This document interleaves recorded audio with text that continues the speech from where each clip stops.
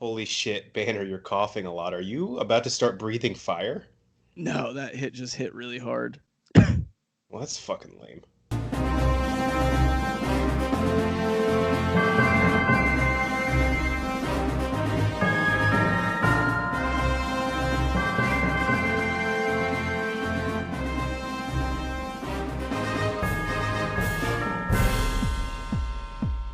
Welcome in to the Bro 4 Squad podcast. We are just a bunch of bros drinking beer and watching movies and TV. I'm your host, Jeff Hornacek, and this is our review of Agents of S.H.I.E.L.D. Season 6, Episode 7, titled Told Ya. And it's one word. Taja. I think that's how it's supposed to be pronounced. The voice you just heard is the mad scientist Brian Banner, who is here with me every week to review all of our Agents of S.H.I.E.L.D. episodes on the Bro 4 Squad TV criteria, and that is the cast, the story, our favorite scene, and then theories or questions we have going forward. So, Banner, we returned to the fateful Planet Kitson and had a cameo in this episode from a pretty well-known actor. So what did you think of the cast and performances in Agents of S.H.I.E.L.D. Season 6, Episode 7? I'm not gonna go positive here. I'm gonna go pretty goddamn negative, actually. I really want Yo-Yo to die. She is really, really bad. Like, it's gotten dramatically worse. Yeah. Even in the last, 6 episodes, man. Like, this season, she's always kind of been on the cuff, not so great, but she can do the fight scenes and kind of, she's okay. No. She is, cringeworthy, man. It's tough because Natalie Cordova-Buckley, who plays her, all Yo-Yo has really ever been, especially the past 2 seasons, is just broken and pissed off all the time. She's just a fucking crybaby bitch. Okay, that's harsh. I call it how I see it, man. Her boyfriend just died in front of her from a demon bat. I mean, can we cut her a little bit of slack? How would you react? That's true. That happened to you in college. She didn't. Yeah, I mean, but she wants Max dick, really. So that was more just like a rebound. So she didn't affect her that much. She was just trying to make Mac jealous. I get it. Yeah, which he should have been jealous of Keller. He's just too fucking cool to get He jealous. is cool. Like, if he smoked cigarettes, I would start smoking cigarettes. You like Mac now? No, Keller. Oh, I thought you were talking about Mac. No, Mac's cool. Mac's too cool to get jealous. He is. I don't know, man. All right, anyone else negative? Did you have any positives from this episode, or just the usual players doing what they do? Usual players doing what they do. I knew we've talked a lot about Enoch this season. We'll get into this a little bit later, but I'm sad to see him go, quote unquote, but I don't think he's actually gone, but we'll get into that here in a little bit. I doubt Joel Stoffer as Enoch. I doubt we've seen the last of him, and I hope not. All right, I got 2 positives and then just one I want to briefly bring up. Jeffrey Ward as Deke. Got to give him some props in this You episode. like him, man. You like Deke. So I'm not willing to say I like his character yet, but that scene where he approached Mac and was like, "What the fuck, dude? You knew Fitz was alive?" That was actually really good acting. And it was a good scene too. Yeah. And then Mac handled it perfectly. He's like, "Dude, I fucked up. I'm sorry, but I'll make it up to you." And Deke was like, "Fine, fucking okay, cool." I actually really dug that scene. And on par with that, Henry Simmons as Mac, dude, all his scenes with Coulson/Sarge in this episode were really cool. Like, they're both trying to get the upper hand and negotiating, like, how's this going to end? Is your team going to die or is mine? Because I really don't think this bunker is big enough for the 2 of us. That stuff was really awesome. Just trying to see, like, the mental game of chess that they were playing.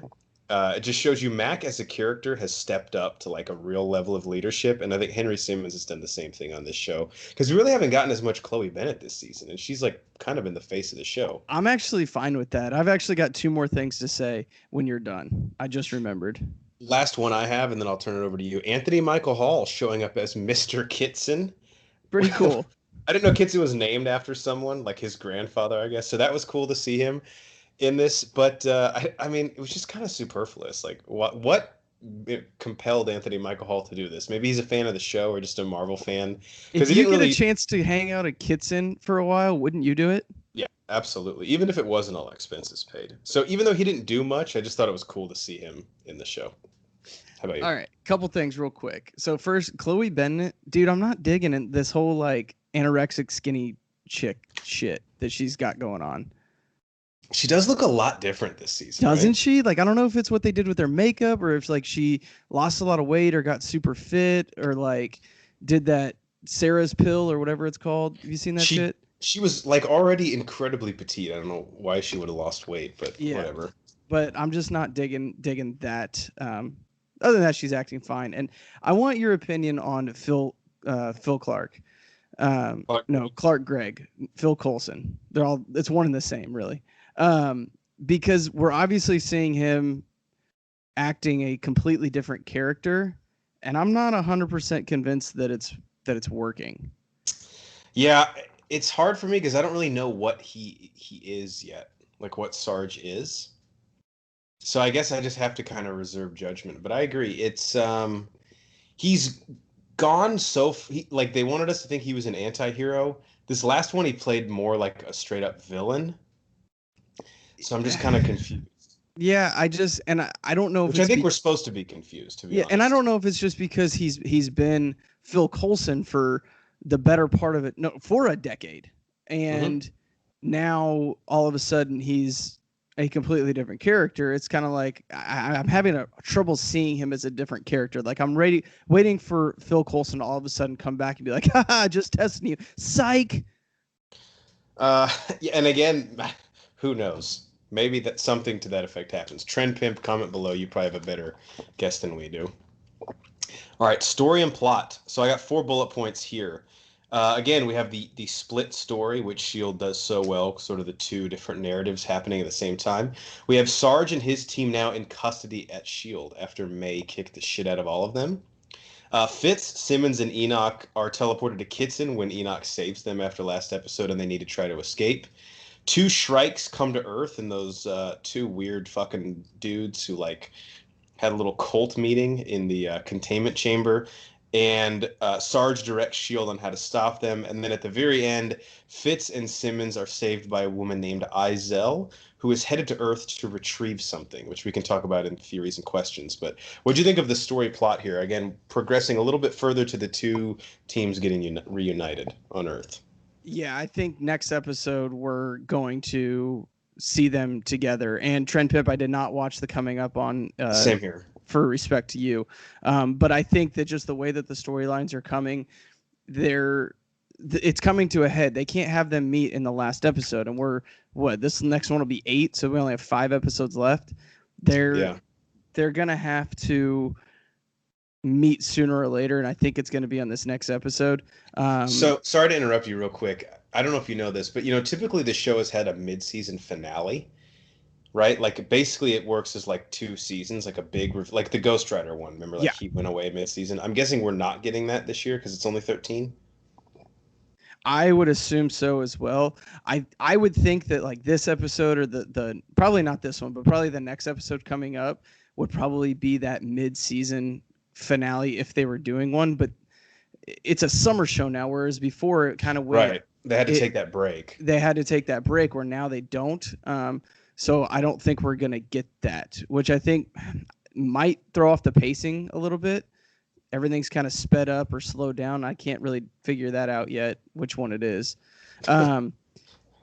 This chick coming to save Fitz and Simmons, I think it's just, Izel. I think it's just super convenient. They're like, okay, we've wrote ourselves into a corner here.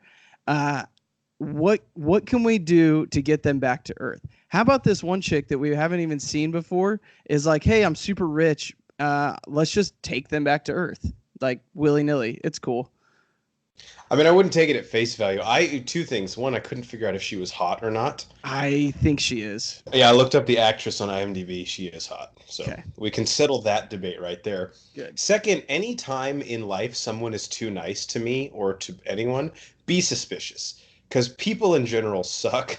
Yes, that's this very cynical approach. But like what she's doing to Fitz and Simmons, I know she says, okay, I need your help. I need a ship. I need a crew. But she almost like knew who they were, right? Like they're laying literally on the chopping block and she just happened to, I don't believe anything. I don't believe her fucking story, how she got all of her money. It's just too convenient, all of it, like you said. There's got to be something previously in the story that we're just missing that is going to tie her and them together. I don't know I don't know what it is. It's probably going to be like super obvious, but there's got to be something tying her to them or them to her or her to Earth. Something in that love triangle. Okay, we'll get into that in theories and questions later. Anything else? Think? Okay, that's a theory. We'll get into it. Never mind. Anything else on story plot before we go to best scene? No, let's go best scene. All right. So this isn't my best scene, but I have a quote that I just want to say that I thought was hilarious from Mr. Kitson, Anthony Michael Hall. He says to Fitz and Simmons and Enoch when he's like about to tell them their punishment, he says, quote, "Decency doesn't put food into the mouths of my wives." Which I thought was hilarious. There's so many layers to that quote. We don't have time on this pod to get into it. That's true. It's very altruistic. Like, oh, what a good guy. And then like, oh, but you said wives. Like, you're married to like 7 women. All right, never mind. But he's not wrong, right? Kindness doesn't buy groceries. All right, what's your best scene? And then I'll finish it off. Okay, so I'm gonna go with the worst scene. And the whole thing. That's like 2 out of 3 weeks you've gone worst scene. I know, it's tough. The whole thing with the containment center of base, we need something. Give me something, Coulson or Sarge. I need it. I guess this is what I give you my demands. It was really fucking bad. Yeah, I felt the CGI looked really good though. Well, yeah, CGI did not look good whenever Pennzoil Man was fire breathing on the other guy. The fire did not look good. Yeah, you're right. When the door was melting, it looked cool though, and I got a Phantom Menace vibe. Yeah. At the beginning, where Qui-Gon uses lights. Check out our Phantom Menace movie commentary. I think, and I hope, I apologize if I steal it. No, best scene has to be when Mac and Deke are talking. If I stole yours, I no, that's not. But truly apologize, because that was a really good scene. You got to see some real character growth from the character of Deke, which was kind of cool, actually. Yeah. They're just building on what they did previously. It's interesting that I dug that scene as much as I did, or that you and I both like that scene, because I notoriously hate Deke and you notoriously hate Mac. Yeah, but I liked it because of Deke, not because of Mac. Mac made it worse. Yeah, well, agree to disagree there.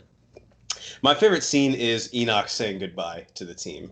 Yeah. He's been like when David Eckstein won World Series MVP, right? For the Cardinals. He's the guy that like did not know he had this in him as a character. He's been my favorite character this season, I think.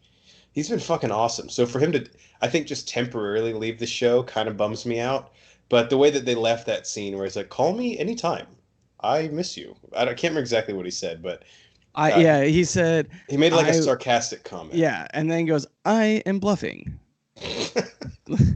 He's so great. It works. I don't know if they wrote him differently than they did last season, but he's just been awesome, man. Every time he's on screen, especially him and Fitz, he just cracks my shit up. Or Joel Stoffer's just like figured out the best way to play a robot.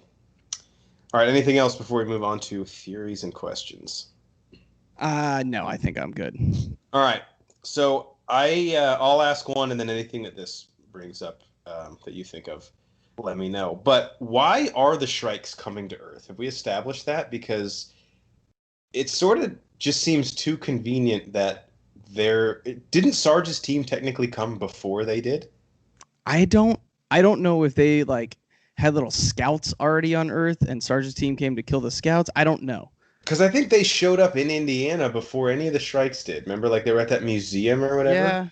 Yeah. So for him to say... And why would you go to Indiana? Like, that's not a tourist destination. That's your first red flag, right? Who the fuck wants to go there? Anyone listening from Indiana, I mean, I'm sorry, but are we wrong? Yeah. So that Sarge's team showing up and then the Shrikes coming and they're like, yeah, we came to stop the Shrikes. If I were S.H.I.E.L.D., I'd be like, yeah, that order of operations doesn't really make sense. It kind of seems like I think they fucking brought the Shrikes, but I don't know. We'll see. I don't know either. All right. No, you can. I don't know what I had. I had a Okay. theory earlier, but I totally forgot it. Maybe this will trigger it because I know this character is involved. So Izell is the chick on Kitson who basically frees Fitz and Simmons, and then they go, buy that ship 'cause she can. It's too convenient too. She has like the warp drive, but not the ship. It's like Yeah. that's weird. Which is the one thing that the ship doesn't have. Correct? Great plot convenience. So she says she's looking for something on Earth. So is that the Shrikes or the monoliths? Multiple, right? Or something else? Could she be a Shrike? Maybe she's the maker. Mother Shrike, like the Khaleesi of the Shrikes. Maybe. Very possible. They've mentioned the monoliths, though. By the way, thank God we haven't seen that fucking scientist, Dr. Henley, in a few episodes, because I told you I was about to get really pissed. He's gonna come back with vengeance, though, here in a little while, and you know it, and you're gonna love it. There's a scene with him and Deke. I'm gonna just mute my TV and wait. No, you like Deke now. You like Deke. And then I'll ask you, what did they say? Because I'm just protesting those two. So, but again, he mentioned the monoliths, and Agents of S.H.I.E.L.D. typically doesn't bring stuff like that up early in a season. I mean, sometimes they do just for continuity and like, hey, remember this? But that almost felt like they were alluding to something. So is she coming for those? I mean, who knows? That's a very good possibility. I don't know.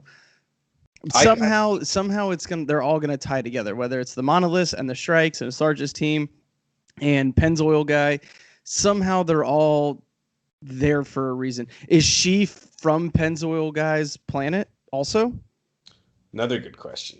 Is she? Yeah, from the alternate future. I think regardless, we can agree that she is. I don't think she should be trusted. What do you think? Fuck no, I wouldn't trust her. She's too hot. Use her. Yeah, you got that hot to crazy graph. Mm-hmm. She's too hot. She's too high on the hot to not be crazy. Very true. You know what I mean? And you know who else definitely fits that part of the bell curve is Snowflake chick on Sarge's team. Ooh. She gets crazier every episode. She does. The problem is she stays the same amount of hotness, but gets crazier. Yeah, but that makes it more hot almost. Like, I couldn't even get through dinner with her. I'd be like, what in the fuck are you talking about? Yeah, Check, please. Yeah, this is weird. Maybe drinks, but I don't know if we can make it there. Right. Yeah, I don't really have a whole lot because again, I have no idea where they're going. Do you think Sarge's team and S.H.I.E.L.D. are gonna team up, or do you think they're gonna both be fighting a common enemy but still be enemies? After last episode, I just don't see how they can work together. Neither of them trust each other enough. And again, I don't think Sarge's team or Sarge himself are anti-hero enough. Like, if you made me do the Venn diagram, like anti-heroes in the middle, heroes on the left, villains on the right, they're like 70% in the villain column. Like, I don't see enough altruism or good intentions on their he like he said, he doesn't give a fuck about collateral damage, and I don't think S.H.I.E.L.D. will ever be able to accept that on the level that he's cool with it. Like, he'll just kill anybody to get the strikes. He's like reckless. Yeah, that's true. I had one last question. So Althara and the other Chronicons, where does Enoch go now? Like, have we seen the last of them? Probably not. No, there's no way. So do they come to Earth, assuming like that's where Fitz and Simmons are? Like, do they want? All right, let's do round 2 of the Mind Maze. We're gonna have like Universal War 1, because everybody is gonna be coming to Earth. It's never good when you call a war 1. It's just like assuming there's gonna be a second one. Well, yeah, obviously.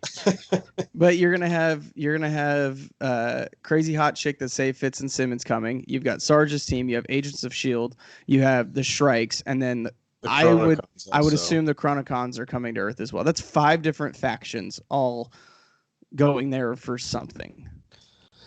Yeah, and Fitz and Simmons coming to Earth is kind of what's going to bring everybody together, right? Because all of those parties, except for Sarge's team, are aware of their existence and want them back on Earth, or want to have them in custody. Yes, that is true. So it's going to be a wild ride. I think we can all agree that this thing is all going to come to a head on Earth, and no one is to be trusted, especially hot chicks. Under Yo-Yo gets killed this season because her acting is so bad. I think she's done too, man. I think we're gonna lose a couple people. By the way, we didn't get Piper and Davis last episode, right? Yeah, I kind of thought that they would be flying Zephyr 1, but like, are they just done now? They're like, all right. Maybe since they were been in space so long, they decided to use some vacation days. Yeah, they gotta eat some of those days up before they renew. I mean, Right. You don't use them, you lose them. Well, you can only carry over 2, and they had 6, so that's 4 you got to use for the end of the fiscal year, which I believe is next week. It's coming up. All right, for the Mad Scientist, Brian Banner, I'm the Mayor, Jeff Hornacek, and we are the Bro Force Squad podcast. Thank you guys so much for checking us out. Tune in for all of our other reviews on Agents of S.H.I.E.L.D. We also do movie reviews, movie commentaries, and episodes of our podcast. Please follow us on Twitter at Bro Force Squad. Check out all the movie reviews we write on letterboxd.com. Just type in Bro Force Squad, 3 words on that website. Type in those same 3 words on YouTube.